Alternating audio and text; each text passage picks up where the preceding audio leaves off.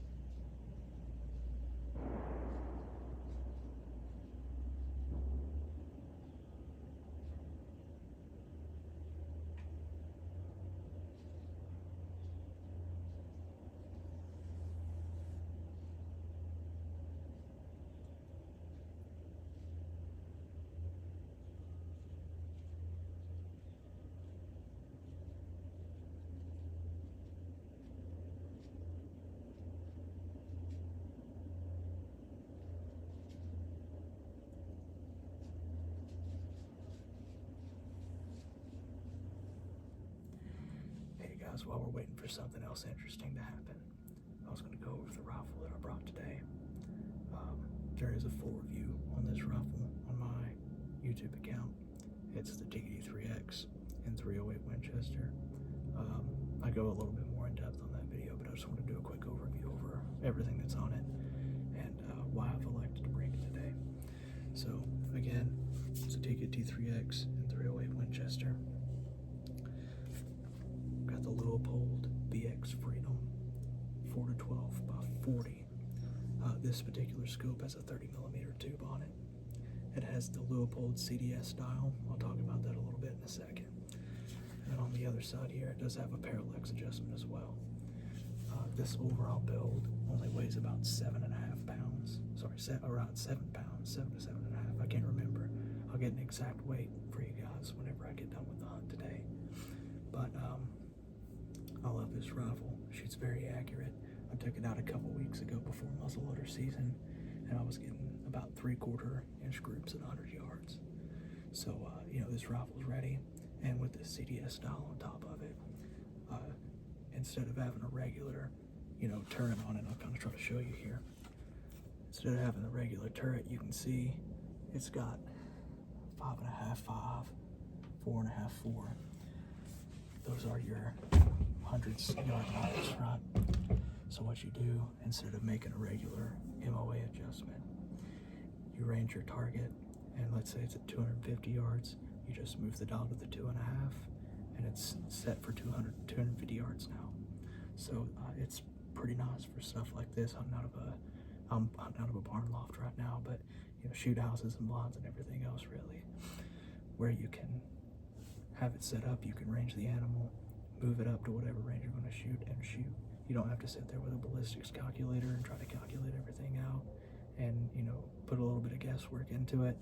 Everything is 100% set up, ready to go, and I'm hoping I get to show that off a little bit today. But that's the rifle. Awesome little rifle. Here, I'll show you the ammo that I'm using as well. So the ammo that we're using today is the Federal Premium Loaded 168 grain Berger Hybrid Hunter. Awesome little bullet.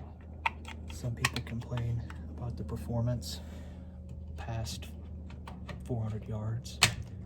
I'm not hunting out to 400 yards here.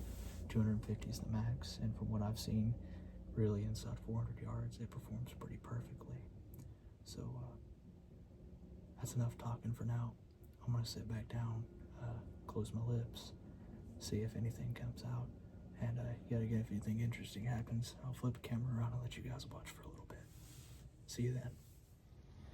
Hey guys, I made an executive decision to change positions.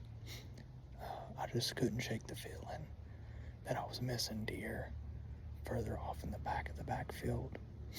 And sure enough, whenever I got down here, I seen a deer that was out there. It was just a doe.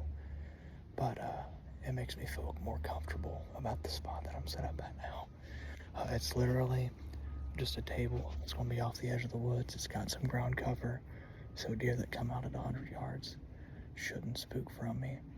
And then deer out there in the backfield, I'll actually be able to see them now and hopefully get a shot off on them. So hopefully here in a little bit, we get a little more action for you guys and I can get it on camera.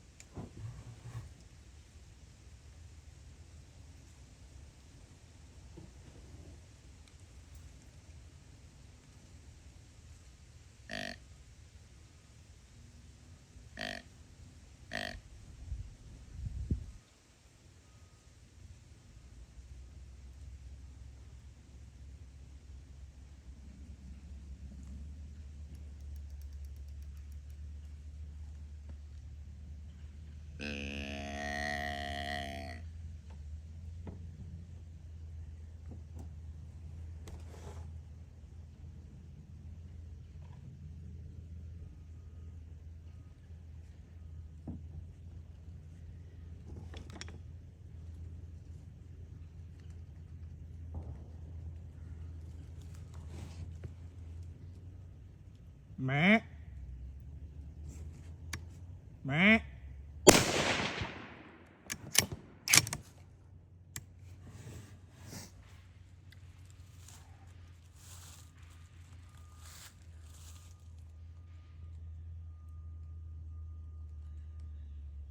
outside. I think it's a good shot. I want to give him a minute. It looked like I hit him. And then here in a little bit, I'll go check and see if there's any blood, and hopefully have a deer for you guys. See you then. All right, guys, it's been a couple minutes now. I'm gonna make my way over to where I shot at him and see if I hit. Hopefully it's good news. It looked like it might be single lung, but with that bullet, I should get penetration to get into the liver. We'll see pretty shortly. I'll have a good blood trail if I hit him. I'm like 90% sure I hit him, but again, you know, I don't want to jinx it or anything and then not be able to find him here in a minute. While we're walking up here, I'm gonna put my phone in the pocket just in case I have to put a follow-up shot on him. Hopefully I'll see you guys shortly with the deer. All right, guys, so it's been a crazy turn of events today. I shot another doe, or a doe, off into that backfield back there. She blew at me. She was an older doe. It took her. I'm not even going to include that in the video now because it's been a crazy wild morning. So I had originally thought that I hit the buck. Went back and watched the video, and I seen where the bullet had exited out. It looked like I missed him off to the left side. So I was going to leave it, let it sit. I was going to come back later because I just shot that doe and see if I could find more blood. I looked off into the woods. I didn't see anything, so I just left it. Well, then I got finished gutting out the doe, walked back up the hill, and just started looking for blood up through here. I walked maybe 5 yards off through the woods, and I found this nice 8-point buck laying out here off in the woods. So we got him. I actually punched him in the heart, and it exited out the right side of the body and kind of redirected it. That's where you'll see in the background where the bullet hit the dirt behind him. So that's why I thought I missed him. I seen the bullet hit the dirt whenever I went back and watched the video. But I found both deer. I'm happy. I'm tagged out on bucks in Tennessee now. So no more buck hunting for me, just does. We've got our first management doe of the season. Wish I could have got that on video for you guys, but I wasn't able to. I'm happy. This buck is also palmated. If you know what that is, it's like a non-typical variation where in through here, his antlers kind of flatten out when they curve out. So, you know, that's really cool. I've always wanted a buck that was palmated like this. I thought they looked nice. Be nice to mount it. So we'll see how it goes. I'm going to get this deer up to the top of the hill here, get some pictures with my family, and I guess the next time I see y'all will probably be once I get this thing mounted after I decide what kind of mount I'm going to do with it. See you guys soon. All right, guys, just to recap for the day here. We got out to the woods pretty late today. I didn't get out here till about 8:30 in the morning. And now we finished the day with a nice 8-point buck, an extra doe, extra meat in the fridge, and a pretty good day overall. Confusing day. I thought I missed the buck, and I thought I got the buck, and I thought I missed it again. Then I found the buck. Went out through there. I didn't get me shooting the doe on camera, but found the doe.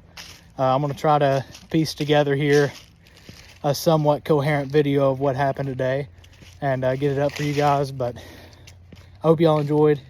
If you did, like, leave a comment, let me know, subscribe. And I'm bucked out for the season, but we should have at least one more management doe hunt before the end of the season, and maybe a couple of squirrel hunts as well. Like I said, like, comment, subscribe, and I'll see y'all next time.